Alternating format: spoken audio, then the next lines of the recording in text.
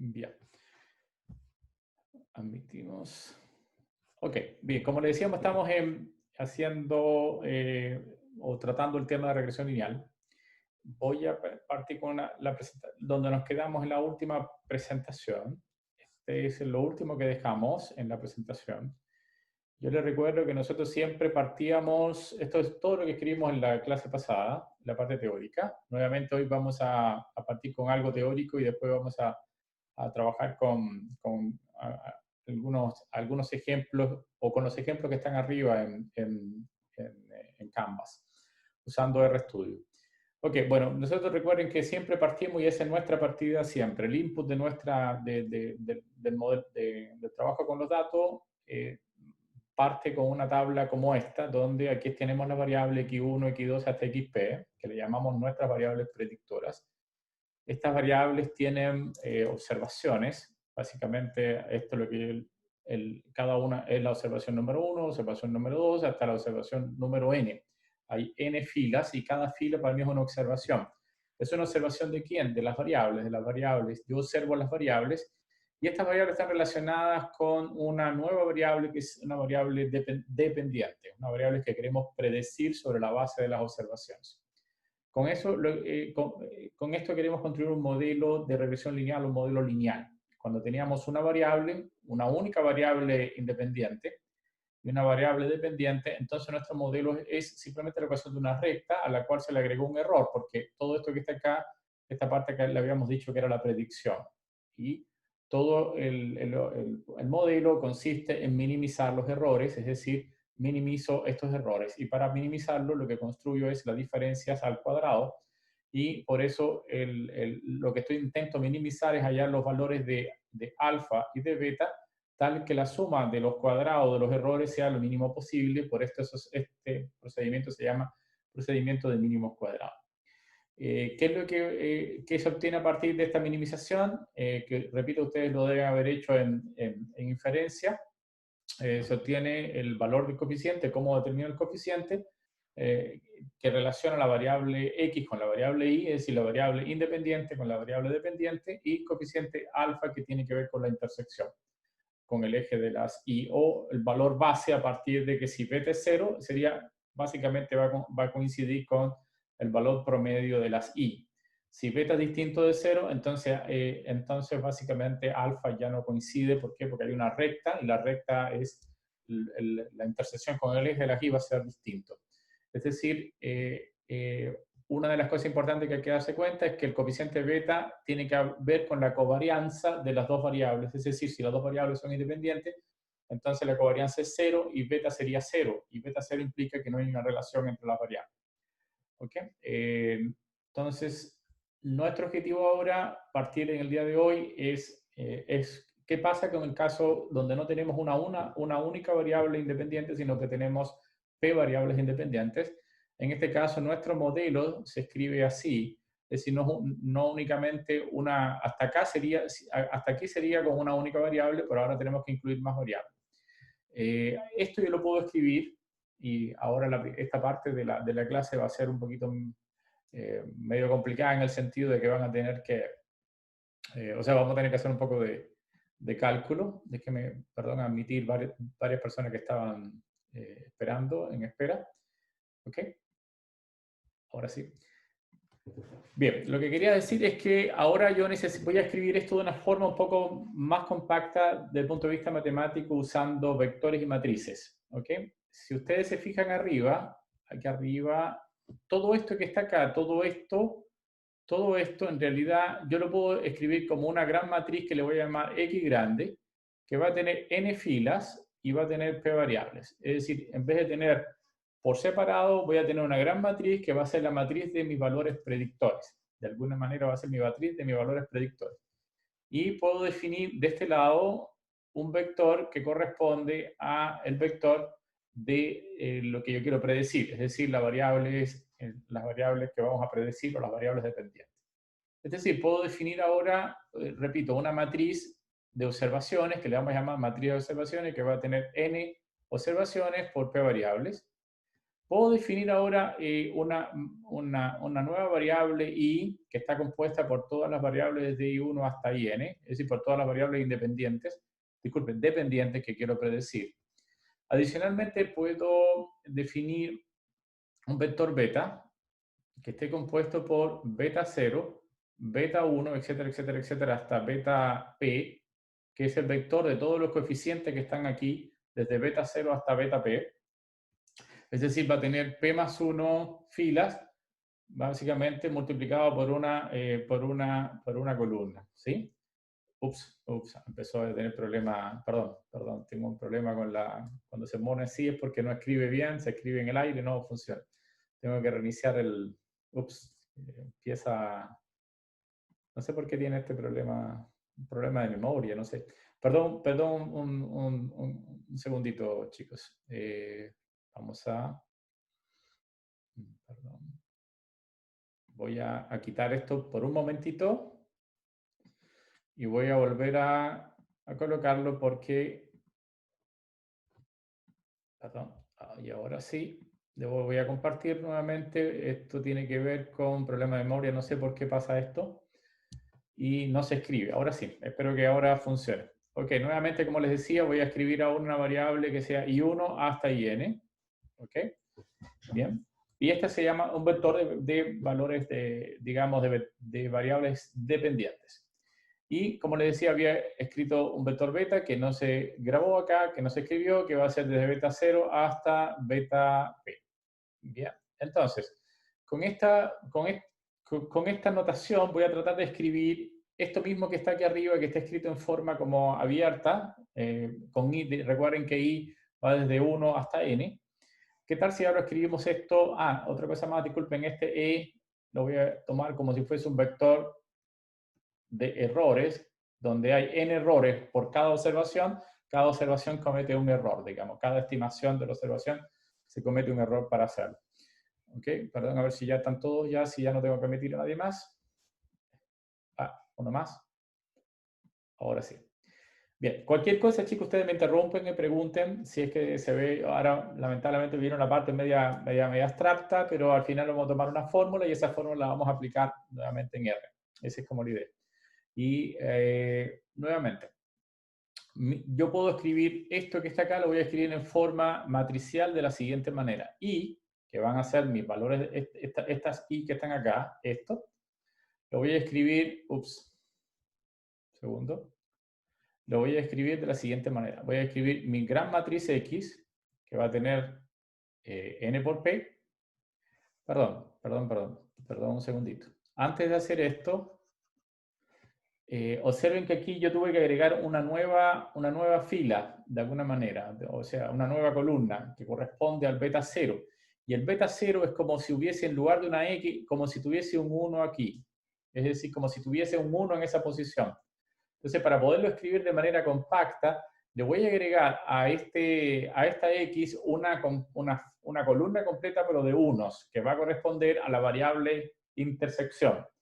Fíjense que esto es como si fuese un modelo donde aquí tengo 1, aquí tengo la variable x, 1, la variable x2, etcétera, pero esto es como si esa variable siempre fuese igual a 1. Entonces, para escribirlo de mejor manera, le voy a agregar a esta xnp, le voy a agregar puros 1 aquí al principio, es decir, acá le voy a agregar 1, 1, 1, una nueva fila que va a tener puros 1, que va a corresponder al intercepto.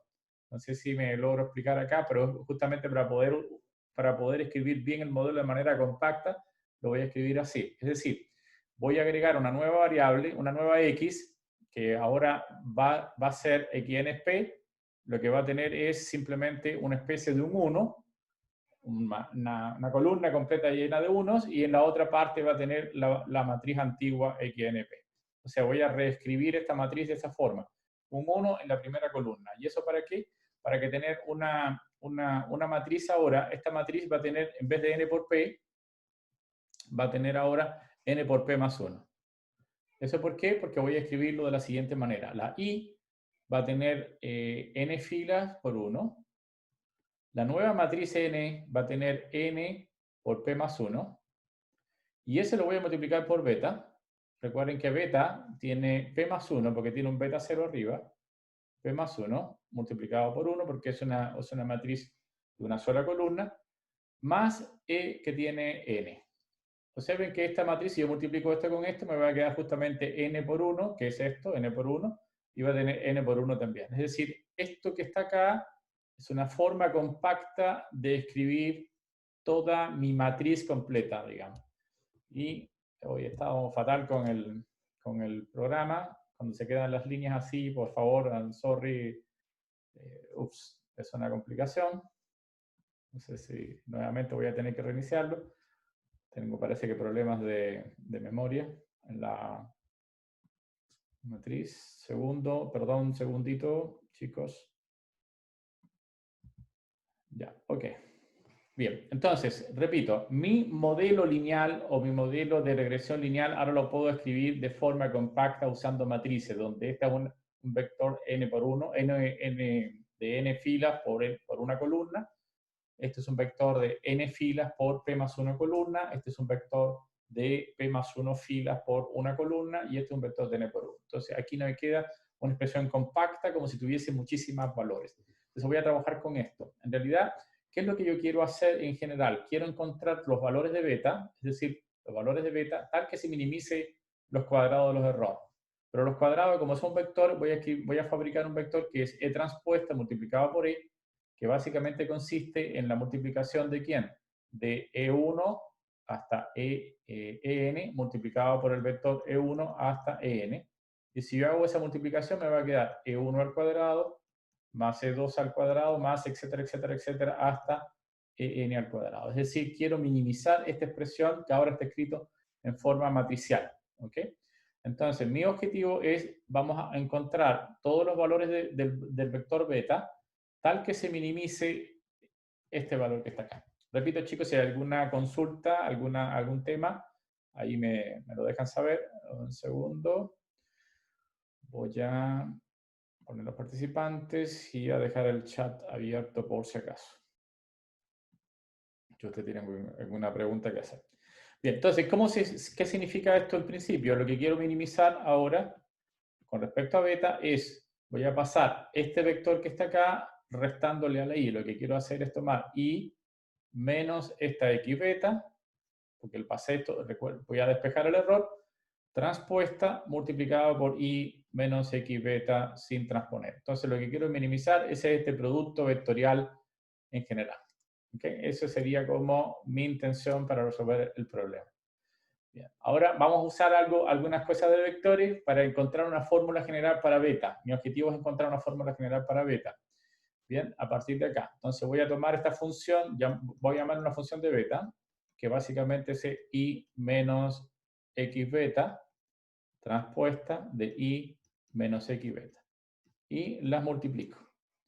Voy a multiplicar, primero ustedes saben que si yo tengo un vector, o sea, tengo una resta de vectores y yo tengo una transpuesta, eso es lo mismo que la transpuesta de cada uno de ellos. Sería transpuesta de esto menos, y ahora esto se invierte, porque sería como beta transpuesta multiplicado por x transpuesta, ¿no? Ese es más o menos lo que tendrían. Y todo eso multiplicado por y menos x beta. Son vectores. Ahora multiplico cada uno con cada uno. Este lo multiplico con este, me quedaría y transpuesta multiplicado por y menos y transpuesta multiplicado por x beta menos beta transpuesta por x transpuesta por y, ¿sí? O sea, estoy multiplicando este con este y me falta el último término que sería más, sería beta transpuesta por x transpuesta por x por beta. No sé si me están siguiendo en general, ¿ok? Bien, una cosa antes de partir. Vean, por ejemplo, comparemos este término con este término, ¿no? Con este término. Veamos la dimensionalidad de este valor. Recuerden que y es un vector, aquí arriba lo teníamos, y es un vector de n por 1. Pero como está transpuesta, este sería un vector de acá, tendría la dimensionalidad de 1 por n, ¿no? Como está transpuesta, ¿no? X es una matriz de quién? Es una matriz que tiene n filas y tiene p más 1 vectores, ¿no? P más 1 valores. Y beta es p más 1 multiplicado por 1. Entonces, viendo la dimensionalidad, este y este n se cancelan, y este p más 1 y p más 1 se cancela, por lo tanto, esto realmente es un número, porque tiene una dimensionalidad de 1 por 1, haciendo algo parecido. Entonces, este vector, esto de acá, también tiene una dimensión de 1 por 1, y ustedes pueden compararla, que también es un número. Es decir, cuando algo tiene una dimensión de 1 por 1, en realidad es un número. Como este es un número, yo le puedo hallar la transpuesta, y la transpuesta de un número sigue siendo un número, en principio. Entonces, por ejemplo, si yo le hallo la transpuesta a esta, básicamente es como invertir y quitarle las transpuestas a lo que sea, y va a quedar algo como esto, y transpuesta y menos, esto pasa para el otro lado como transpuesta, y me va a quedar beta transpuesta por x transpuesta por y menos beta transpuesta por x transpuesta por y. Bueno, esto no se va a afectar en nada, va a quedar beta transpuesta, x transpuesta por x por beta. Y observen que entonces este valor son exactamente lo mismo, en principio, porque son dos números, y lo puedo ahora reducir esta expresión de una forma un poquito más compacta. Me quedaría f de beta va a ser igual a i de t de i menos 2 veces beta transpuesta, x transpuesta de i, más beta transpuesta por x transpuesta de x beta. ¿Ok? Entonces tendríamos que minimizar esta expresión. Y para minimizar, lo que vamos a hacer es calcular la derivada de parcial e igualarla a 0 con respecto a beta. Entonces yo quiero minimizar esta expresión y lo igualo a 0, y quiero derivar. Bien, para derivar tengo que fijarme de un par de cosas en particular. Estamos derivando vectores en principio. ¿Ok? Estamos derivando vectores, entonces hay que cuidarse. Primero, esto no depende de beta. Me doy claramente que si yo derivo esto respecto a beta, esto da 0. Ahora, cuando yo derivo respecto a beta, el resultado de este, aquí está el beta. Cuando yo estoy derivando respecto a beta, me va a quedar menos 2 veces x transpuesta por y. Eso es lo que me queda en general. Bien, ahora esto que de este lado me va a quedar con signo más, y ahora tengo beta transpuesta. Esto es con lo que se llama una forma cuadrática. No sé si vieron en optimización cómo se derivan las formas cuadráticas. El resultado de esto va a ser 2 veces de x transpuesta por x por beta. ¿Ok?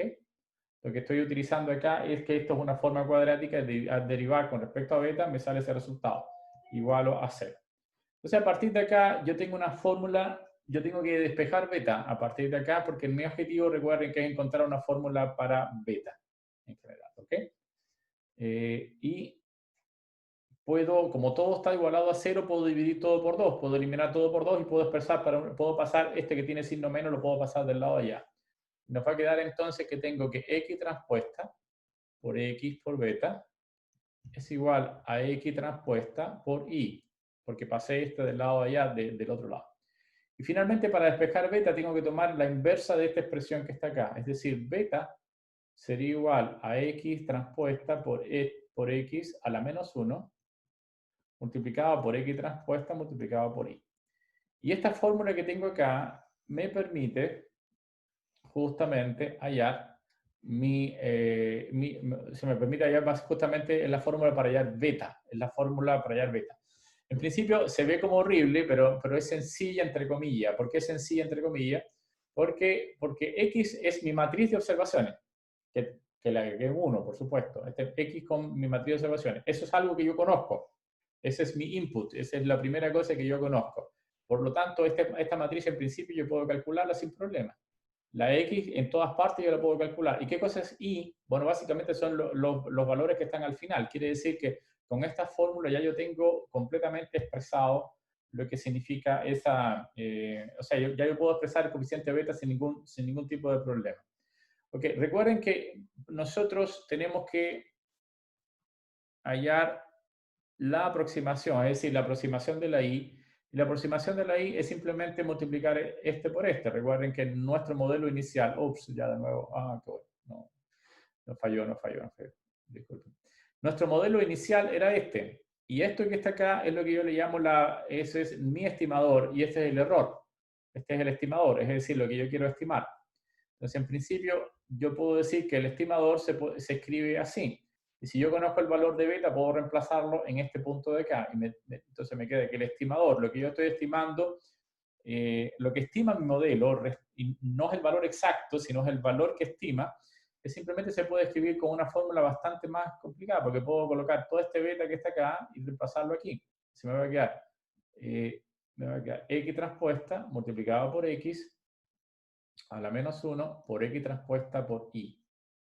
Es decir, todo esto que está acá en realidad es una matriz que yo conozco. Es decir, tomo mi matriz que yo conozco, la fabrico y se la multiplico a la y, y con eso me obtengo mi aproximación. Es decir, obtengo la aproximación que ve mi modelo. Toda esta matriz que está acá, toda esta matriz que está acá recibe un nombre de H, matriz hat, se le dice, o matriz sombrero, básicamente. Entonces lo que estoy diciendo es que a toda esta matriz se le aplico a y básicamente con eso obtengo mi aproximación. Y fácilmente la puedo obtener. Y esta es la matriz que garantiza que yo tenga los mínimos errores posibles. Esto tiene una forma geométrica también de verlo así. Por ejemplo, vamos a ver, supongamos que acá en este espacio, como lo estoy separando como un plano, viven todas mis X predictoras. Aquí están todas mis predictoras. Y aquí está mi valor de y, en principio, que yo quiero predecir. ¿Qué es lo que hace el modelo este en principio? Este modelo lo que hace es proyectar al espacio de conocimiento que tengo, que es el espacio de mis X predictoras. Con estas X yo quiero predecir el valor de las Y. Entonces, al proyectar acá, me va a quedar una sombra. Esa sombra es lo que yo exactamente le llamo la Y tongo arriba, que es lo que yo logro predecir. No es lo que realmente es. Básicamente, este pedazo que está acá es el error. Es la diferencia que hay entre la Y y esto. Es decir, si yo tomo la diferencia que hay entre y le resto esto, es decir, tomo la y, le resto h, y, es decir, voy a obtener algo así como 1 menos h multiplicado por y. Esto es lo que significa el error de que comete el modelo. Básicamente es como, yo nunca puedo saber el valor real, solo lo que conozco es el valor de la sombra, de alguna manera. Esa es la sombra que conozco dado mi conocimiento de mis variables x. Entonces, este vector que está acá se fabricó, ese y, como una combinación lineal de lo que conozco. Entonces, puede ser que mi modelo tiene un error y el error básicamente es el error que yo no puedo explicar, el error no explicado, que eso me lo da el coeficiente, justamente hay un coeficiente que es esto al cuadrado, básicamente la suma de los cuadrados, o de más que nada, como estamos hablando de vectores, tendría que escribirlo de forma un poquito vectorial, que tendría que ser e transpuesta multiplicada por e, que básicamente es y menos y transpuesta. Ese valor que está allí, ese valor es el error que yo desconozco, es lo que yo conozco y lo que yo he minimizado. Acabamos de minimizar. Y este valor me arrojó un beta, y ese beta se calcula usando entonces esta fórmula que está aquí arriba. Ese es para hallar beta y ese es para hallar la aproximación, usando la matriz hat. ¿Ok? Habitualmente esta diferencia de cuadrados se le llama RSS, que significa como Residual Sum Square, o la suma de los residuos al square. Entonces habitualmente vamos a usar esto y se escribe básicamente como E transpuesta por E y dividido por n-1, y se le coloca siempre n-1 para garantizar de que cuando la n es pequeñita, este valor tenga o sea, tiene mejor comportamiento que al dividirlo por n. Cuando n evidentemente es muy grande comparativamente con 1, se le toma como el promedio de los errores al cuadrado. ¿Okay? Entonces, esta sería mi definición de lo que es el RSS. Ok, chicos, tengo muchas cosas que decir desde el punto de vista teórico, pero no, para no aburrir, no cargar la parte teórica, hagamos un ejercicio que ustedes pueden entrar directamente desde Canvas. En Canvas pueden bajarse un ejemplo. Les voy a indicar cuál ejemplo es que tienen que bajar. Un segundo, ¿dónde está? Aquí. Voy a entrar a Canvas. Perdón, dentro de módulos. Vamos a hacer este ejercicio. Es importante hacerlo para darse cuenta de cómo funcionan las cosas. El ejercicio se llama regresión from scratch. From scratch significa de partida, de cero. O sea, tenemos nuestra data y nosotros queremos calcular desde fórmula sin usar prácticamente el modelo que tiene R. Lo que vamos a hacer es usar estas matrices que acabamos de definir para resolver el problema. Entonces, por favor, le pido que descarguen regresión from scratch para poder hacer la clase. Vean, descarguen esto, cópienlo, más que nada cópienlo en RStudio. Entonces, primera parte, por favor, descargar el ejemplo RStudio y ahí me dicen con alguien que se digne a decirme, por favor, si efectivamente ya lo tienen descargado para poderlo hacer. ¿ok? Para poder seguir trabajando. Entonces, unos segundos para poderlo escribir. Yo, mientras tanto, voy a colocar la presentación desde R, ¿ok? Vamos a limpiar un poco, que tenía un poco algunas cosas aquí hechas. Vamos a borrarlo todo, dejarlo todo limpio para comenzar entonces el ejercicio. Ok, entonces lo que le decíamos se llama, entonces el primero es regresión from scratch. Y ahí me dicen, repito, si está listo o no lo tienen listo para poderlo trabajar. Okay. Yo al menos estoy, profe. Disculpa, ¿no escuché? Yo estoy lista. Ah, No sé el resto. ok. Bien, vamos a considerar que estamos todos listos, digamos, para resolver el problema. Okay. Bien, lo primero que hay que hacer, si no lo tienen instalado, por favor, tienen que tener esta librería que se llama Más. Más, la única opción que voy a usar es porque tiene un conjunto de datos que se llama Boston y está dentro de esta librería. Entonces, esa es como la idea de trabajar con la librería Más. Por favor, entonces, si no la tienen, tienen que escribir install package Más. Y la vamos a ocupar en muchas otras ejemplos, así que sería bueno que ya la tuviesen descargada. Entonces, primer punto, descargar Más. Ese sería como el primer objetivo. Ok, Más entonces.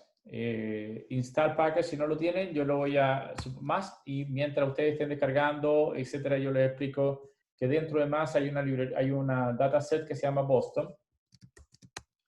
Y Boston, básicamente, ¿qué es Boston? Ustedes pueden incluso escribir help Boston acá, como está ahí, y aquí está la explicación de lo que significa cada una de las variables, ¿no? Hay varias variables acá que son CRIM, que es la criminalidad per cápita en la ciudad, básicamente. ZN es la proporción de tierras, qué sé yo, con residential land, zone for tours, por lots over, la zona residencial que tiene 25.000 square feet o pies cuadrados, qué sé yo, Indo es la proporción de business que no son de retail.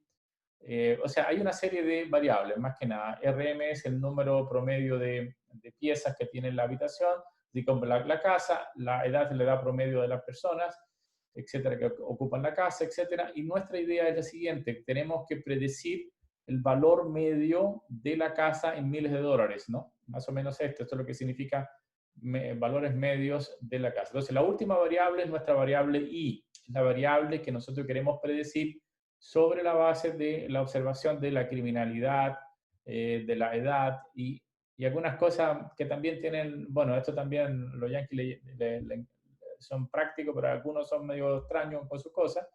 Y, por ejemplo, tienen otras variables como black, que es decir, la población negra de la zona, también la miden.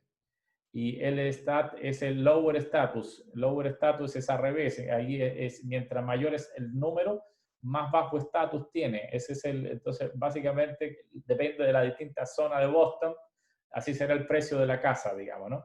Entonces, efectivamente, hay una serie de variables que están contenidas acá, y con esas variables, esta es nuestra gran matriz X, sin este valor que es el vector Y. Entonces, todo lo demás es predictora, salvo la última columna que corresponde a nuestra columna Y que queremos predecir. Entonces, vamos a ocupar las fórmulas que acabamos recién de generar a partir de los mínimos cuadrados para resolver el problema. Entonces, lo primero que vamos a hacer es, evidentemente, colocar la variable I. Nuestra variable I es Boston con la última, es decir, vamos a colocar dentro de I, vamos a sacar esta variable que está acá. Bien, entonces el número de columnas que tenemos es el número P. Básicamente P, en este caso, por supuesto, va a medir 14, pero yo no necesito 14 porque en realidad son 13 variables y la última variable corresponde a la variable dependiente. Entonces, el valor de P acá en mi matriz XNP es justamente 13 en particular. Entonces, voy a generar una matriz X, que es la matriz de predictora, que la voy a convertir en una matriz a partir de mis datos, eliminando la última columna, justamente el número de columnas. Cuando mido el número de columnas me da 14, entonces ese menos que escribí acá es menos la columna 14. Es decir, ¿quién forma X? Bueno, X son todas las variables X predictoras, menos la última columna que corresponde a la variable que yo quiero predecir. Bien, adicionalmente ahora voy a pegarle una fila, disculpe, una columna de puros 1. Eso es para poder hallar el intercepto, básicamente, para fabricarme una matriz que tenga el intercepto. Entonces, la primera columna voy a agregarle 1. Entonces, repito el 1 tantas veces como sea la longitud de mis observaciones. Entonces, haciendo esto no lo debo hacer, pero si yo llamo, básicamente lo que voy a tener son puros 1, ¿no? En general. Y si yo ahora lo que voy a hacer, cbind, significa pega, cbind pega la columna, 1 a la X. Entonces esta matriz que está acá, y esa va a ser nuestra nueva matriz ahora. Por ejemplo, un segundo. Aquí está. Ya, X no fue. Ah, por Dios, por supuesto, no había calculado quién era X.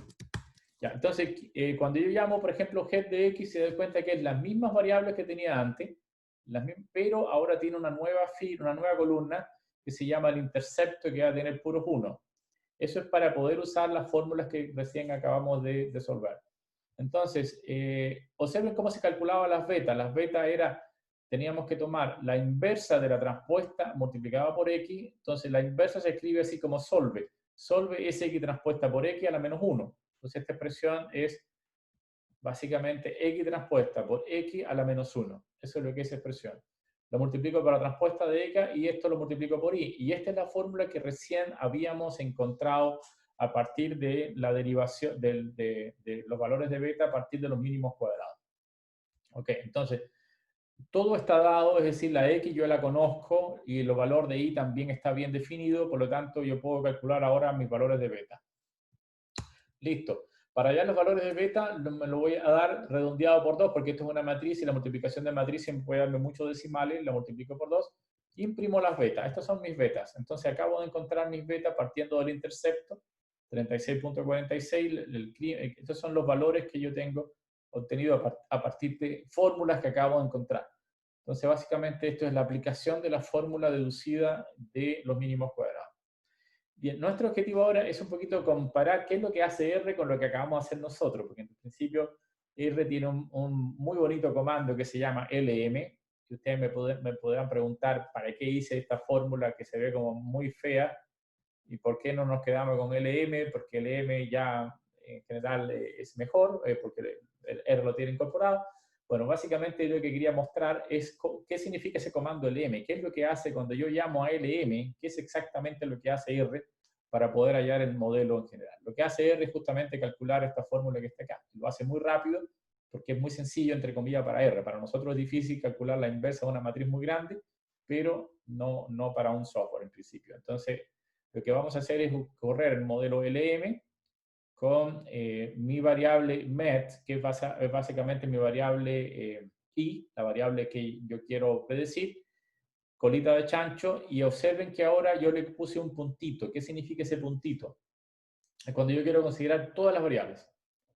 Es decir, considera todas las variables. En los primeros modelos, siempre como elegíamos una variable, la variable categórica en particular, o la variable build en el caso de, no sé si recuerdan, el modelo de las pizzas que vamos a retomar en un segundo, el modelo de delivery de pizza, nosotros elegimos las variables y le íbamos escribiendo, dame el valor pizza, o disculpe, dame el valor del build, o el valor de los operadores, por ejemplo. Ahora, si yo escribo un puntito, y por favor recuerden eso que va a ser importante, porque cuando yo escribo le pido, por ejemplo, un ejercicio, calcula el modelo lineal con todas las variables, como variables predictoras, no se queden con ninguna, elígela toda. Entonces, en vez de estar escribiendo una por una, con sus nombres como cream, etcétera, como, qué sé yo, tags, las variables que están acá, mejor escribo un puntito. ¿Dónde tiene que R buscar esas variables? Tiene que buscarla en mis datos Boston. Haciendo esto, haciendo tan simple como esto, dentro de LM mod, acá que es un nombre, que es el modelo LM, guardé toda la información que generó el modelo. De ese modelo voy a extraer los coeficientes. Entonces, LMOD coeficiente, quiero que me lo redondee también a 2 para poder hacer, y eso lo voy a guardar en las betas, para poder hacer una comparación. Entonces, haciendo esto, ahora lo que voy a hacer es comparar los resultados que yo obtuve, que son mis betas, con los resultados que obtuve a partir del modelo que da R. Bien, haciendo esto e imprimiendo los resultados, observen que lo que obtenemos nosotros es este resultado y lo que obtiene R es este resultado y por supuesto que es exactamente lo mismo que se calcula en uno y en el otro, salvo quizás decimales, porque algún tiene algún optimizado para los decimales, pero en principio, como les decía, lo que hace R es calcular esta fórmula que está arriba, y eso es lo que realmente calcula. Nosotros también podemos calcular el R cuadrado, el R square en principio.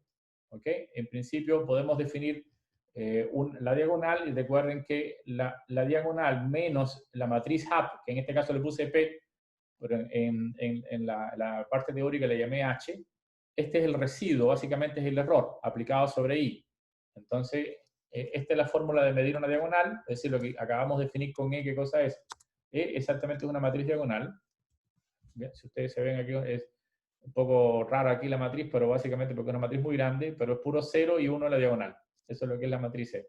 O sea, tiene un 1 acá y es un 1 en la diagonal y 0 en el resto. Esto es lo que es la matriz diagonal, pero de tamaño de acuerdo a la longitud, a la cantidad de datos que tengo.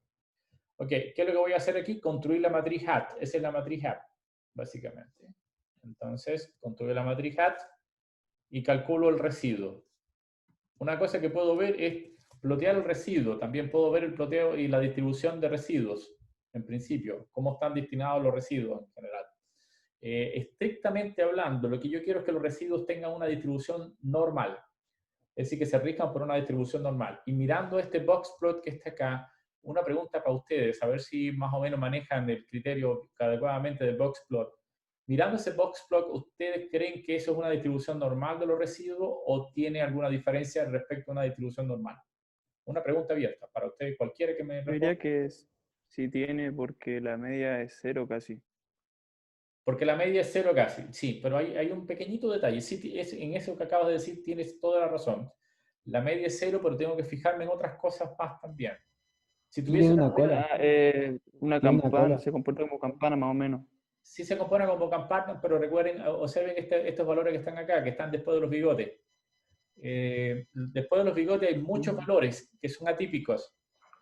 Entonces, si fuese una distribución normal, no tendría valores atípicos. ¿Se entiende, no? O sea, efectivamente se comporta más Correcto. o menos como una distribución normal, pero tiene algunos valores atípicos. ¿Se entiende, no?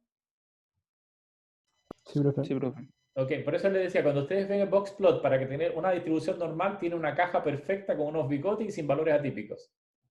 Básicamente esa es una campana con muy pocos valores atípicos, o básicamente porque la cola al final casi es cero, la probabilidad de tener valores atípicos es casi nula, y todo se concentra en un pequeño, entonces va a tener efectivamente una mediana, y recuerden que lo que se mide no es el valor promedio, es la mediana.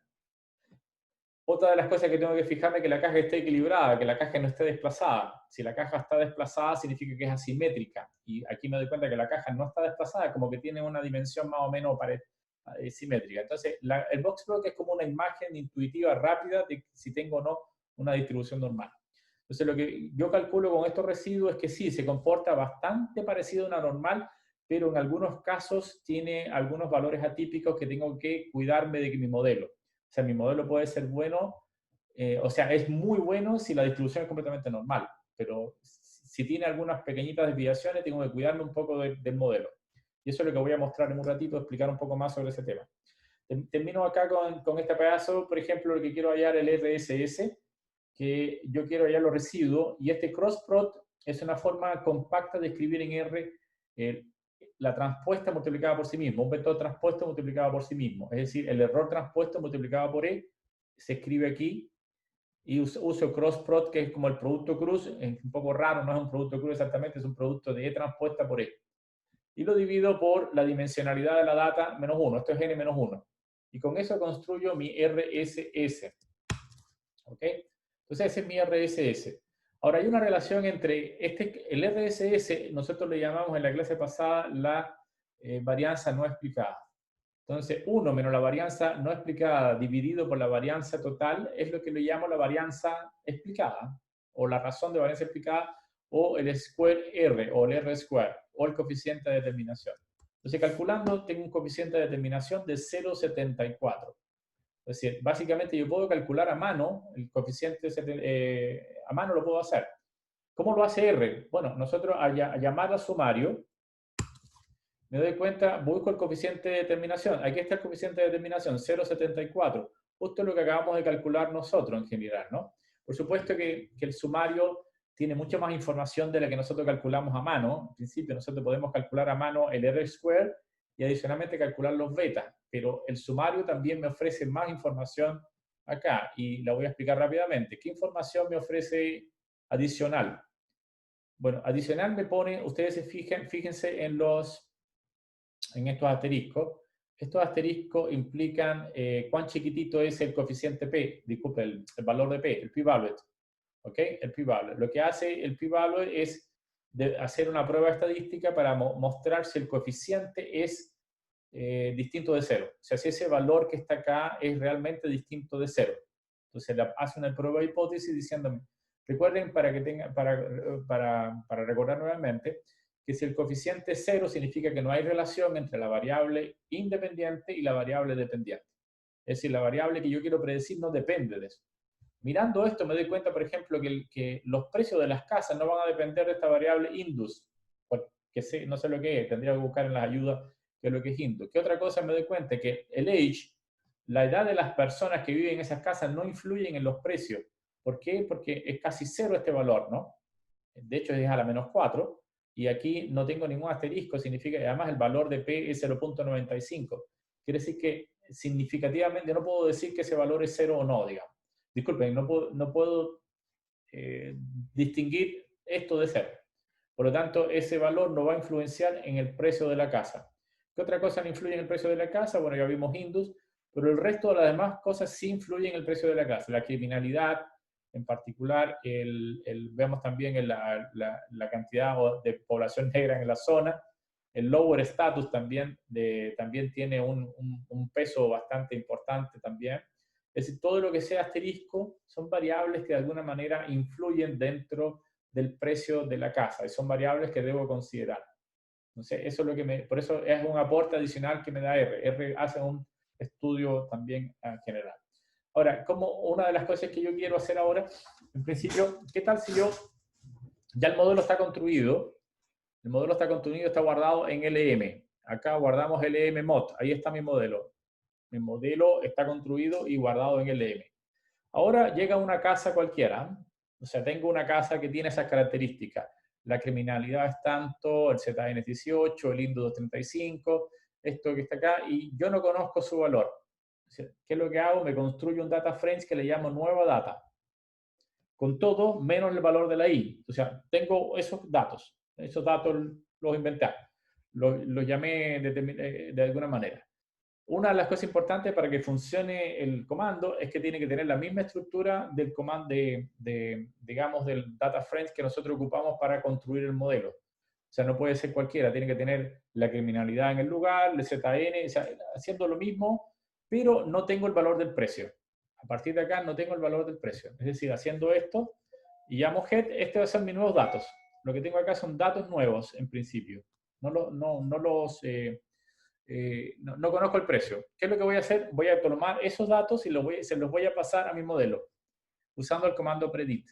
Entonces, usando el comando predict, utilizo mi modelo, se lo aplico a los nuevos datos y con esto calculo, esto no lo necesito, el precio que va a tener la casa. Entonces, básicamente, ¿qué es lo que me arroja? Si la casa tiene todas estas características, entonces su precio va a ser 30 en miles de dólares, eso es lo que sea que sea, básicamente, $30,000 o una cosa así. Por cierto, este dato antiguo, por eso es que los valores de las casas se ven como $30,000, como no es tan caro, digamos. Pero sí, estamos hablando de una data antigua, que es una data que se usa para mostrar efectivamente el uso de la regresión lineal y otras cosas, digamos, una data de ejemplo. Ok, entonces, observen cómo se usa el sistema. Una de las cosas importantes es generar o tener la data nueva, se la paso a mi modelo predice sobre esto, y a partir de ahí construyo el precio de la casa, que es lo que quiero predecir. ¿Ok? Y esa sería como la forma de utilizar el modelo. ¿Ok? Bien, ¿se entendió? ¿Se ha entendido? Básicamente yo, para aclarar un poquito, lo que yo quería hacer al principio es partir de nada, no conozco nada, solo tengo mi X, que contiene todos mis valores observados, y mis Y, que son mis valores que yo he visto en este caso concreto, serían ciertas características de las casas y los precios de las casas. Eso es lo que tengo. Y a partir de eso yo tengo que crear un nuevo modelo de forma tal que cuando venga nuevos valores de las casas, yo lo introduzco en mi modelo y él me arroja automáticamente qué precio tendría. Ahora, la pregunta es que ¿mi modelo es bueno o es malo haciendo predicciones? O sea, primera cosa, a partir de acá, quiero saber si el modelo que acabo de hacer es un modelo que yo puedo confiar en él o hasta qué punto puedo confiar en él en general. ¿Cómo me doy cuenta de que mi modelo absorbe cierta información más allá de conocer los valores promedio de las casas o las varianzas de los precios de las casas? Mirando el sumario, ¿dónde tengo que fijarme nuevamente y cómo explico esto? Porque en realidad en las pruebas yo siempre le voy a preguntar, le voy a pedir explicaciones y comentarios, ya que él calculó la mayor parte de las cosas. Lo que tenemos que hacer nosotros es entender bien y explicar bien. Pregunta para todos ahí, cualquiera. ¿Cómo yo me di cuenta de que este modelo puedo confiar o no puedo confiar en él? ¿O hasta qué punto puedo confiar?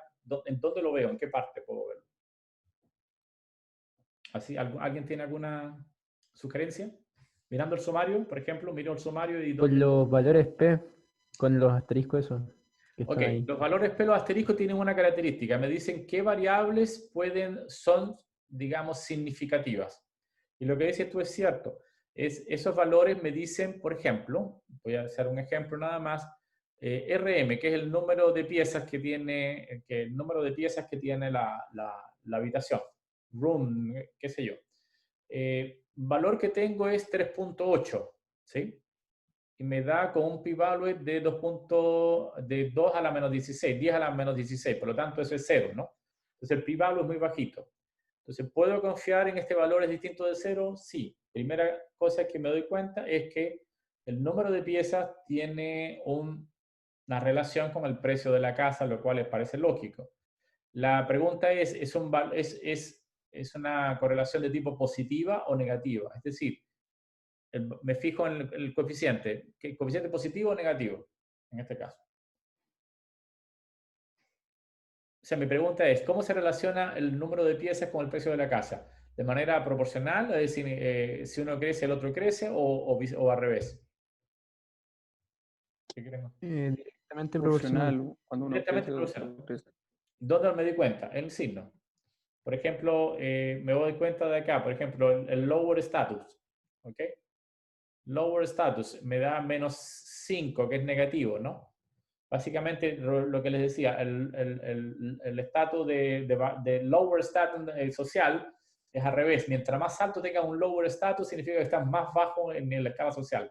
Que justamente lo que miden es cuán bajo está. Un número alto, entonces por lo tanto significa que la zona tiene bajo nivel social para los yanquis, para lo que se imaginan ellos que sea, y básicamente es un número negativo. Es decir, a medida que la zona tiene más bajo o un menor indicador social, entonces evidentemente el precio de la casa va a bajar. Entonces, por lo tanto, influye negativamente. Entonces, efectivamente, me voy a fijar en los asteriscos, me voy a fijar en el signo, pero todavía no sé exactamente si puedo confiar o no. Solo me está indicando que hay alguna relación entre una variable y la otra. Pero ¿cómo puedo estar más tranquilo, digamos, de que mi modelo efectivamente predice o no predice algo? Con el valor de R. Exactamente, con el valor de R cuadrado. ¿Qué es lo que significa el valor de R cuadrado exactamente? Lo vimos más o menos en la clase pasada, pero quizás no lo reforzamos mucho. Lo que me está diciendo el R cuadrado es que mi modelo explica el 74% de la varianza de mis datos. Eso es lo que dice el modelo en general. Es decir, el 74% de mis datos. Yo les decía que si tengo un modelo que explica más del 70%, tengo un buen modelo en principio. O sea, si tengo un modelo que diga 0,2, significa que no me sirve para predecir mucho, pero al menos me está diciendo que la variable que estoy ocupando me explica un 20% de la varianza de mis datos. En este caso tengo un modelo que explica el 74% de la varianza de mis datos. Esa es la forma, porque, es decir, la varianza, recuerden que qué cosa es el R-square, es la varianza explicada dividido por la varianza total, es la tasa de varianza explicada por mi modelo. Por lo tanto, la respuesta que uno debe escribir en un certamen o en un informe es que mi modelo explica el 74% de la varianza de los datos. Entonces es importante para explicar. Y por lo tanto, como explica el 74%, yo puedo considerar que mi modelo es bastante razonable. Es decir, bastante bueno en principio. Igual hay errores, porque no pasa por todos los puntos adecuadamente, y el error, hay una varianza del cuánto es de 26% aproximadamente, o de 25% que yo no logro explicar con mi modelo. O sea, hay un 25% de la varianza que queda inexplicable con el modelo, que está dado por otros factores. ¿Okay? Otro punto que yo voy a analizar es el p-value general. Es decir, el p-value general no es exactamente el p-value, es como digamos, es cuánto me predice mi modelo y cuánto confianza yo le puedo dar a mi modelo. Es decir, este es el p-value general, el final de todo, digamos, de haber hecho el modelo completo. Entonces, básicamente me está indicando cuánto yo puedo confiar en mi modelo, si mi modelo es confiable o no, con un 95% por lo general siempre. Entonces, con un 95% de confiabilidad dentro de ese rango, mi modelo es confiable o puedo tomarlo como confiable. Entonces, esto es como el final, el p-value final, que tiene que ver con el p-value de todas las variables. De alguna manera es como la promediación de todos los p-values en general. Entonces, me está indicando que el modelo es bastante bueno. Entonces, estas cosas debo fijar. Pero hay varias cosas más que yo debo hacer, y pueden agregarle ustedes lo siguiente. Por favor, hagamos un plot de mi modelo. Mi modelo se llama LMMod, creo que se llama, LMMod, creo que es así, claro. Y escribo tal cual así, plot LMMod, y escribo which igual a 1. ¿Ok? Ahora lo explico qué es esto. Trato de hacer este modelo y hago el modelo. Acá se observa una cosa que tiene que ver con los residuos y los valores fiteados, es decir, los valores que el modelo me da como los precios que... Es el itongo. El itongo significa los valores que el modelo me ofrece, digamos. Un modelo me dice que esta es la predicción, y lo que voy a hacer es una gráfica de predicción de lo que yo predigo versus el residuo. Entonces, lo que yo debo observar es que mi modelo debe tener una forma como casi horizontal. O sea, estos puntitos deben ser casi horizontales, de forma tal que no haya una correlación entre el valor que yo fiteo y el valor del residuo, que no haya relación, es decir, que no haya una relación que ya no haya incluido yo en mi modelo. No sé si logro transmitir la idea. Si esta nubecita de puntos tuviese una inclinación, significa que a medida que yo voy fiteando los valores, va cambiando el residuo. Y eso no puede ser. El residuo debe ser independiente del valor fiteado, del valor que yo acabo de aproximar. Entonces, no debe haber una estructura de modelo que tenga que ver con los residuos. Entonces, por lo tanto, yo lo que necesito es que sea lo más horizontal posible. Y R te ofrece este gráfico, que colocando un 1 acá, te ofrece el primer gráfico, que esta línea, digamos, roja, me está indicando que la línea es horizontal casi en la mayoría de los puntos, salvo aquí arriba, en unos puntos en los extremos. Y eso se debe a los valores que están, cuando hicimos el box plot al principio, esos valores que estaban atípicos son valores de los cuales tengo que cuidarme. Es decir, en la mayoría de los casos, el modelo funciona bien, pero hay valores atípicos donde no funciona bien, donde hay el modelo no recoge ciertas características. No sé si me van a entender, porque todas estas cosas tienen que explicarlo ustedes, ¿no? El modelo, hay otro gráfico que en vez de 1 puedo colocar un 2. Y este es un modelo, es una gráfica interesante, porque lo que hace es la siguiente. En el eje Y coloca los residuos estandarizados, y en el eje X coloca los cuantiles de la distribución normal. Y esto hacia arriba son los cuantiles de la distribución de residuos. Entonces se coloca cuantil de la distribución normal versus los cuantiles de la distribución de los residuos. Y para que esto funcione correctamente, todo tiene que estar en una línea de 45 grados. Aquí no se ve bien por la forma de la gráfica, pero esto es una línea Y igual a X. Entonces lo que está indicando es que cada cuantil va a corresponder exactamente al mismo valor de acá. Donde hay desviaciones, nuevamente, en los bordes finales, porque en los bordes finales como que las casas que tienen precios muy, muy altos, o las casas que tienen precios muy, muy bajos, no los puedo predecir correctamente con mi modelo porque están fuera del alcance del modelo en principio. Son como valores atípicos que no voy a corregir bien. Entonces, lo que yo quiero en mi modelo es que mis errores o mis residuos tengan la misma distribución de cuantiles de una distribución normal. Y este gráfico se llama el gráfico QQ o normal QQ, básicamente, los gráficos cuantil-cuantil. Entonces, los cuantiles, esa es una manera de saber si este gráfico, por ejemplo, si esto estuviese por arriba o por debajo de la línea, significa que mi modelo no se distribuye normalmente, mi residuo no se distribuye normalmente y por lo tanto mis residuos no tienen, mi modelo no predice muy bien. Entonces, yo tengo que fijarme no solamente en el modelo, sino que dentro de los residuos no exista diferencia de una distribución normal. Si hay diferencias grandes, mi modelo deja de funcionar muy bien.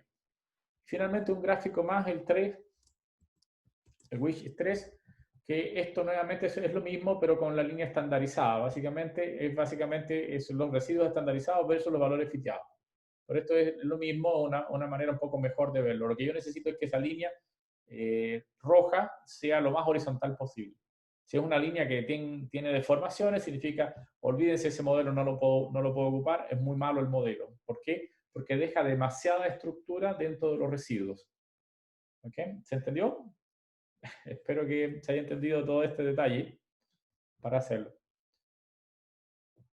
¿Ok? Espero. Bien, chicos, hagamos un ejemplo más, un último ejemplo de trabajo. Ustedes tienen el ejemplo 3 que se llama regresión con variable numérica y bajen los dos, o sea, copien los dos, el ejemplo 3 y el ejemplo 4 y pongámoslo rápidamente acá para explicar un poquito más algunos detalles del trabajo con R en general, con este tipo de modelamiento de regresión lineal. Por favor, copien entonces el ejemplo 3 y el modelo 4 directamente en RStudio. Les doy un minuto para que lo puedan hacer. Bien. Ejemplo 3 y ejemplo 4. Ah, por cierto que tienen que tener el Pizza Delivery descargado, digamos. ¿Sí? Pizza Delivery, la data set Pizza Delivery. Y quiero mostrarle algunas cosas de cómo uno va a hacer el diagrama o los diagramas usando, digamos, en este caso, ggplot para poder hacerle gráfico. ¿Okay? Una de las cosas que queríamos aquí arriba es que el modelo que teníamos para, mientras ustedes van copiando, yo lo voy diciendo, el modelo que teníamos para Boston no se puede graficar. ¿Y por qué no se puede graficar? Porque tengo muchas variables independientes que son importantes, básicamente. Y como son variables independientes importantes, no puedo hacer un gráfico de una recta. Realmente es un gráfico de un hiperplano en principio, en muchas dimensiones en general. Entonces, por favor, lleguemos hasta acá rapidito porque necesito después explicar otro método para determinar variables importantes que lo que hace es como reforzar un poco lo que hace Summary dentro del LLM, pero de una manera distinta. Básicamente de una manera mucho más sofisticada. Entonces, por favor, veamos esto. Bajen ustedes entonces el Pizza Delivery. Creo que ya lo deben tener, me imagino. Es sencillo bajarlo.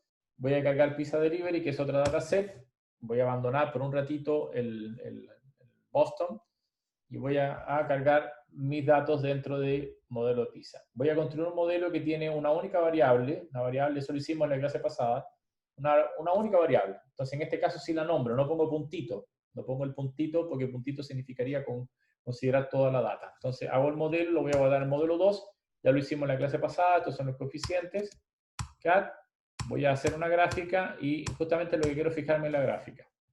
¿Ok? Entonces, eso fue lo último que hicimos en la gráfica en la clase pasada. Habíamos dicho que si hacíamos un sumario en alguna parte, el R² me daba muy bajito, me daba 0.2.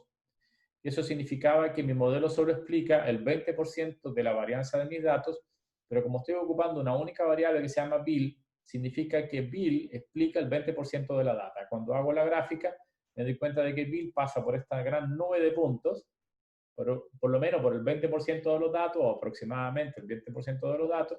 Fueron muchos datos, yo no los puedo predecir usando Bill. ¿Ok? Entonces, por lo tanto, me dice que Bill explica algo, pero no lo puedo usar para predecir el tiempo de delivery de la pizza. Eso fue lo que hicimos en la clase pasada. ¿Ok? Bien, ahora lo que voy a hacer es incorporar una variable nueva que se llama branch. ¿ok? Una variable nueva que se llama branch. ¿Ya? Por cierto, estoy ocupando un paquete de programa que se llama dplyr. Es un paquete que han estado usando ustedes, no sé si si se dieron cuenta o no, en los certámenes, que es el que me permite hacer filtrar, me permite hacer seleccionar, hacer limpieza de la data, etcétera, etcétera, etcétera. Y quiero aclarar que esto que está acá, esta forma de seleccionar, yo lo puedo, aquí tuve que escribir el nombre de PISA, pero por lo general en el certamen habíamos escrito de otra manera esto. Habíamos escrito, por ejemplo, PISA 3, que es la nueva data que quiero tener. Podía haber escrito que viene de PISA, de la data, pero escribiendo estos simbolitos que están acá, que son como los pipes, los conductos, y puedo escribir seleccionar acá. Estoy diciendo seleccionar, ¿y qué voy a seleccionar? Bill y branch. Y branch. Ok. Lo que quiero decir es que esto de arriba es exactamente lo mismo de abajo, pero lo de abajo para mí me suena como más intuitivo, como que parto de mi data y empiezo a conectar distinto y no tengo que escribir acá PISA. O sea, selecciona de PISA usando Bill y branch. Ahora lo que digo es PISA, desde PISA selecciona Bill y branch y lo conecto con esto. Y esto me permite ir conectando mucho más, digamos, más cosas, más comandos que actúan sobre el primero. Uno actúa sobre el primero y van actuando en relación con el que estaba anterior. O sea, puedo seguir haciendo cosas y pegándole cosas en general. ¿Ok? De hecho, podría haber escrito algo así como no, eso no sería bueno, pero bueno. Porque el head, puse PISA 3, pero podría haber escrito al final algo como esto. Eso no, pero no me definiría PISA 3, digamos, ¿no? Ah, por Dios. Segundo, podría haber escrito algo así como head, ¿no? No lo voy a hacer, pero bueno, vamos a escribirlo acá mejor. Acá. Si escribo head, me da justamente, hay un problema acá, branch, no se argumente Bill. Ya, disculpe, no lo hago mejor, no lo hacemos mejor, head. Mejor dejémoslo como estaba porque es más cómodo. Ya, ok. Y además porque no lo había grabado. A ver un segundo, perdón, no tengo... Un segundo, parece que yo no había llamado a PISA, disculpen. Hablando de que había que cargar PISA, perdón un momentito, ¿dónde está PISA? Lo tengo en alguna parte, aquí está. Ya, es que probablemente no lo había cargado. Ya, o sí. Y PISA 3, deplir, select PISA y branch. Ya, ok. O hacer esto, PISA 3 es lo mismo, que es exactamente lo mismo. ¿Y por qué no? Yo no hice argumento en Billy Branch, no sé, hay un segundo chicos, hay algo extraño acá. Select, ya entendí. Ya entendí, por favor. Tienes que colocar esto delante de Plir. Eso es. Ya.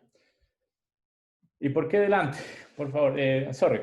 Lo que pasa es que R tiene un comando, y eso es importante aclararlo ahora. R tiene un comando básico que se llama select. ¿Ok? Que es un comando básico. Pero deplir también tiene un comando que se llama select. Cuando yo escribo deplir, dos puntitos, select, significa que el select que estoy buscando tengo que buscarlo dentro de deplir. No que use el select que tiene, el seleccionar que tiene R básicamente sin cargar el programa. Entonces, por lo tanto, yo obligo, haciendo esto, obligo que busque dentro de deplir, busque básicamente el comando select. Entonces, esta notación que ustedes ven acá significa que el comando que está acá tiene que buscarse dentro de este paquete. Y eso me permite ver que hay problemas de conflicto, básicamente, de que hay dos comandos que se llaman iguales. ¿Ok? Entonces, como hay dos comandos que se llaman iguales, aquí estoy obligado a poner delante que el comando que quiero ocupar está dentro del paquete de pli. ¿Ok? No sé si me voy a explicar bien, para que entiendan bien la notación que estoy ocupando en algunas ocasiones. Entonces, repito, esto de arriba es exactamente lo mismo de abajo. ¿Ok? Exactamente lo mismo de abajo. Y PISA, entonces ven que PISA 3 solo me separó Bill y Branch, que es lo que yo acabo de seleccionar. Bien, voy a hacer un modelo usando la data de PISA, pero voy a usando dos variables, Bill y Branch. ¿Ok? Bill y Branch. ¿Ok? Una de las cosas que yo quiero aclararle, por qué estoy haciendo esto, es que R, ¿cómo interpreta? A ver si me logro explicar, voy a tratar de lograrme explicar de alguna manera. Cuando hicimos el modelo from scratch, es decir, desde cero, habíamos construido X como una gran matriz, que le habíamos agregado 1 en la primera columna, pero era una matriz numérica, si no, no la puedo invertir. Si la matriz es numérica, si no es numérica, no puedo invertir la matriz y por lo tanto no la puedo considerar como matriz. Sin embargo, aquí estoy usando una variable que se llama branch. Branch significa que hay 3 branches dentro de esto y una variable categórica, que es la variable west, la variable center y la variable este. Son las 3 branches que tienen. Entonces, ¿cómo es posible que yo pueda usar una variable categórica si básicamente yo tengo que ocupar un modelo que tiene que tener una matriz y la matriz para poder invertirle, trabajar con ella, tiene que ser numérica? Bueno, eso lo que uno debe hacer es usar lo que se llama las variables dummy. Las variables dummy significa que el branch va a tener ceros y unos dependiente si yo tengo si el branch es de un tipo o del otro. Como tengo 3 branches, R asume dos variables dummy. Es decir, veamos cómo lo hace R en principio. No tengo que hacerlo yo, sino tendría que haber definido ceros y uno para cada una de las variables. Y R lo hace de una manera fácil. Básicamente lo hace por defecto y uno no tiene que. Si uno quisiera ver estrictamente qué fue lo que hizo R, entonces puede llamar a lo que se llama model matrix o la matriz modelo. ¿Cuál es la matriz modelo que tomó R para hacer los cálculos LM del modelo LM from scratch? Simplemente lo que hice es voy a ocupar un model matrix usando las variables Bill y branch, que son las dos variables X o las variables independientes que yo quiero analizar, sobre la data PISA que quiero trabajar, y escribí de 1 a 10 para que no me salga toda la cantidad de observaciones que hay, que son muchas, que son miles, sino que me dé las 10 primeras. Bien, haciendo esto, fíjense que esta es la matriz X que toma R para resolver su modelo LM. Por supuesto que en la primera columna coloca puros 1. Los puros 1 que colocábamos nosotros al principio lo coloca R también para resolver el problema. La variable Bill la dejó tal cual estaba, no la cambió. Mientras que la otra variable, que es una variable categórica, la convirtió en ceros y 1. Pero como hay tres casos, solo dejó 2. Y tomó como referencia la que no está aquí, is, west, y la otra sería center. Entonces, por ejemplo, por supuesto, si este es 1, significa que es, digamos, is. Pero aquí, por ejemplo, si esto es 0, 0, que no es si no es ni west ni is, la única opción que le queda es que sea center. Y ese por eso que la tomó como referencia el center. Entonces, no introdujo 3 variables, una para cada una de las branches, sino que introdujo 2 y tomó una como referencia. Eso es lo que es como para economizar el proceso de alguna manera. Entonces, lo que ven acá es la matriz X, que fíjense que ya es una matriz numérica. A pesar de que estamos trabajando con variables categóricas, ya es una matriz numérica a la que le podemos entonces hacer las inversas y hacer todo el proceso para calcularlo from scratch, como lo habíamos hecho al principio. ¿Ok? No sé si les muestro. Básicamente esto no hay que verlo, eso es lo que tiene R como por detrás, básicamente, que es la matriz de diseño o la matriz de modelo que utiliza R para resolver el problema. Ok, nuevamente ahora, si ya tengo un modelo 3, voy a hacer la predicción. O sea, disculpo, voy a ver lo que esté guardado en el modelo 3, que usando tanto una variable continua como una variable branch que tiene 3 categorías, y me fijo nuevamente en el sumario. Chicos, solamente para no hablar yo todo el tiempo en general y para saber si efectivamente algo han captado, ya yo tengo este modelo que se llama modelo 3 y tengo este sumario. ¿Qué puedo decir del modelo en principio o qué podría yo decir? ¿Alguien me puede explicar alguna cosa que puedo decir a partir del modelo que acabo de obtener? Este es mi modelo con mi sumario. Que no Pregunta. explica Bueno, mucho. dale nomás. Claro. No explica mucho el modelo. No explica mucho el modelo. Ya, pero ¿qué explica? ¿Cómo lo La explica? verdad, ¿Cómo? O sea, ¿cuál sería la frase correcta? ¿Cuál sería como, qué es lo que hace el modelo? ¿Cuánto explica el modelo? 23%. Casi 24%, pero explica exactamente. Y se dice, la frase es mi modelo explica el 24%, porque es no sé, casi 24 aproximadamente, el 24% de la varianza de mis datos. Esa es la primera frase. Sirve para predecir. Disculpe, es que, profe, la verdad lo que más veo yo es que agregar la variable branch es casi inútil porque antes explicamos un 20% de la varianza de los datos de los 23, entonces es como que agregar esa variable no nos sirvió de nada y creo que tendríamos que probar con otra variable para ver si en verdad hay un cambio Sí, positivo en ella. ya, pero veamos el vaso, tienes toda la razón, toda la razón, toda la razón. Veamos el vaso medio lleno, digamos. ¿En qué sentido? En que agregar branch mejoró un poco, nada más. No hizo mucho, pero alguna información adicional trabajó, como un 3% más le agregó al tema, un 4% más le agregó al tema. Quiere decir que en esta nube de puntos, que si yo me quedo con Bill, yo explico 20%, pero si le agrego branch, que es la gráfica que voy a hacer ahora, vamos a hacer una gráfica y regreso al sumario para que me sigan explicando qué pasa con el sumario, cómo lo explico el sumario. Pero déjenme hacer la gráfica antes y lo que me interesa es que ustedes interpreten correctamente el modelo, digamos. Si, repito, si no vamos a tener que calcular mucho, por el modelo sí hay que interpretarlo.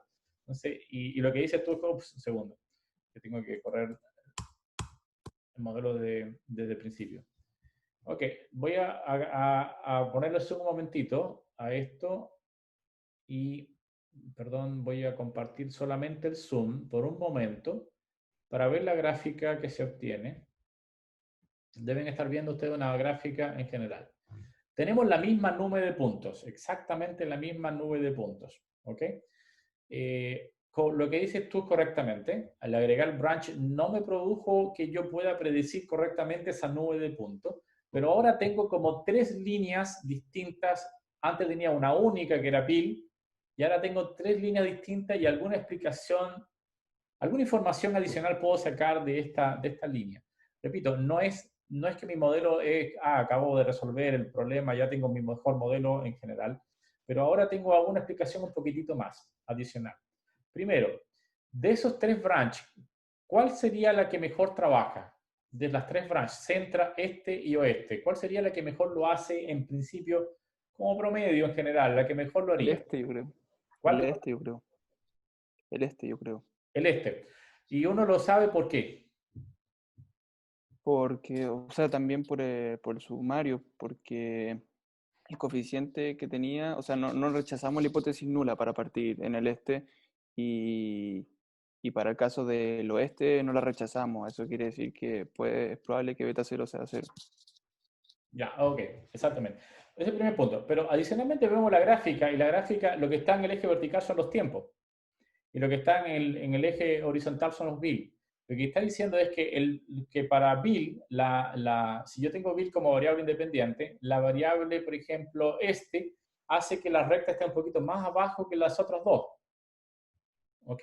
Y como está más abajo que las otras dos, de alguna manera se desempeña un poquito mejor, tiene como menos tiempos para los mismos Bill. ¿Okay? Para los mismos fields, como que ejecuta menos tiempo, quiere decir que se demora menos. Entonces, de las 3 variantes, lo que me ofrece el modelo ahora es que ligeramente la recta que corresponde al este, la verde, lo hace mejor que las otras dos. Las otras dos, si ustedes se fijan, recuerden que R en el modelo, voy a desaparecer un momentito esto, pero fíjense, antes que nada, quédense en la mente de que las dos rectas, la naranja y la azul, están casi una encima de la otra.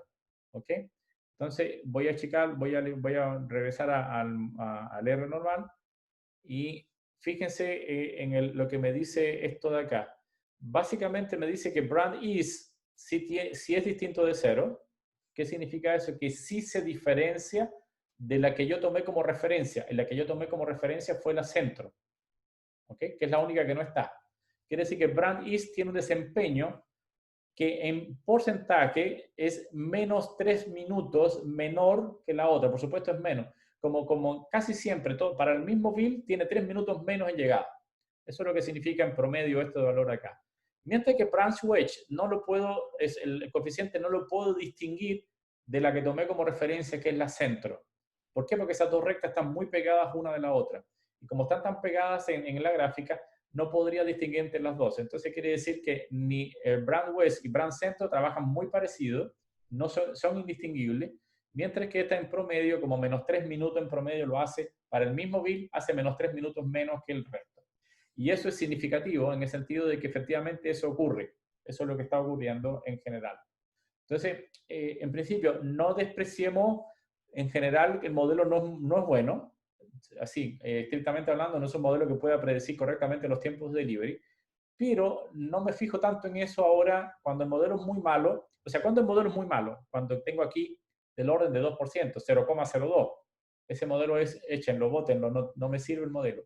Pero me está diciendo aquí que hay un 25% de mi data que algo me está indicando, que esas variables, alguna información me están dando, pero que no lo use nunca para predecir, lo voy a usar para descubrir relación entre variables.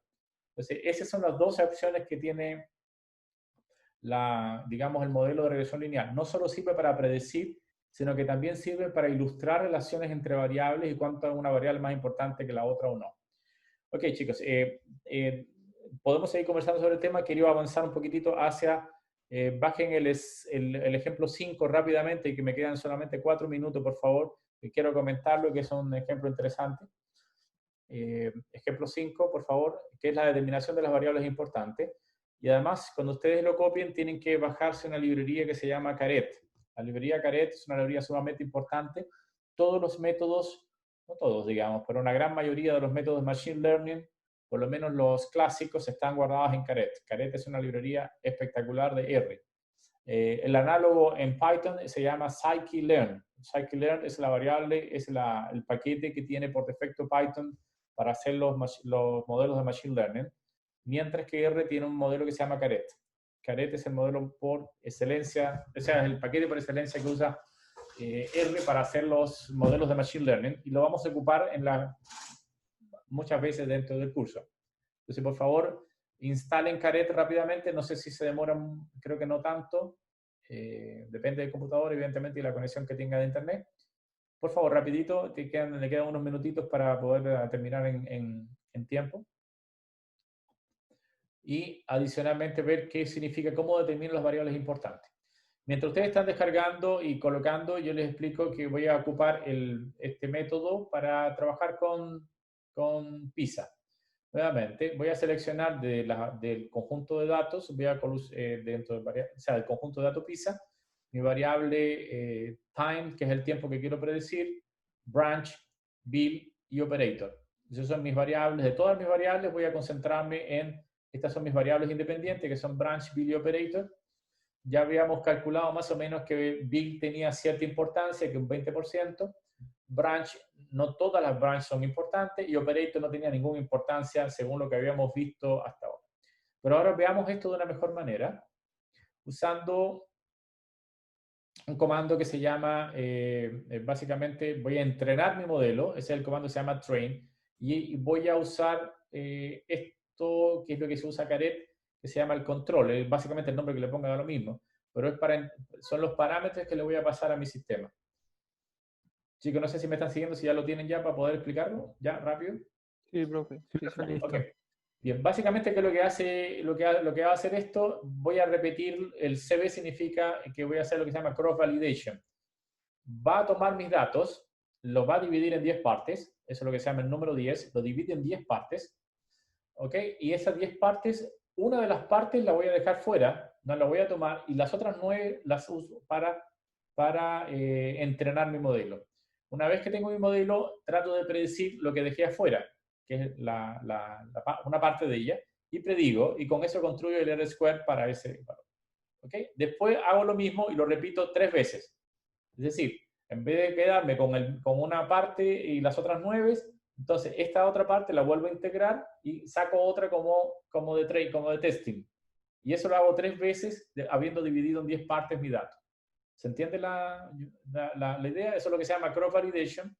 Es una de las técnicas que más usan los data scientists, la técnica de cross validación, que es para probar si mi modelo es bueno o es malo. ¿Y qué calcula? Calcula los coeficientes, en este caso R-square, o varios coeficientes, depende de lo que yo le diga, el método que yo le pida para resolverlo. Entonces, el modelo que voy a usar es usando time, que es la variable independiente, con todas mis variables, pero dentro de PISA 1, que son lo que yo acabo de elegir. El método es el modelo lineal, y voy a usar, hacer cross validation. Entonces, por favor, corramos el modelo rápidamente. PISA 1, control, perdón, tengo que llamar a Caret. PISA, control, modelo, y llamo la importancia. fíjense que ahora le ofrece un coeficiente de importancia. O de hecho puedo graficarlo mejor, graficar la importancia. Entonces, el tamaño del segmento me dice cuán importante es la variable. Por ejemplo, lo que me está indicando es que Bill es la variable más importante de las que yo elegí. Después le sigue branch is, que es la otra variable. Después, menos importante es west. Y como menos importancia es el operador. Entonces, me está diciendo que Bill tiene alguna importancia, branch is tiene alguna otra importancia, pero el resto de las variables no son tan importantes dentro de mi modelo. Entonces, esta es una forma gráfica de ir probando mi modelo y haciendo predicciones sobre el modelo usando esto. Entonces, yo les pido que traten de hacer, para la próxima clase, para poder hacer una especie de como de control, usar esto mismo, pero para el conjunto de datos de Boston. O sea, correr lo mismo que me indique qué variables son importantes, pero para el caso del dataset de Boston. Aquí yo ocupé el dataset de PISA. ¿Ok? Entonces, por favor, traten de correr esto ustedes y dénsela cómo yo podría correr esto mismo, pero con el dataset de Boston. Y eso lo coloco en la próxima clase con alguna preguntita adicional de explicación. Entraríamos como un control en la próxima clase sobre esto. Eso sería, chicos.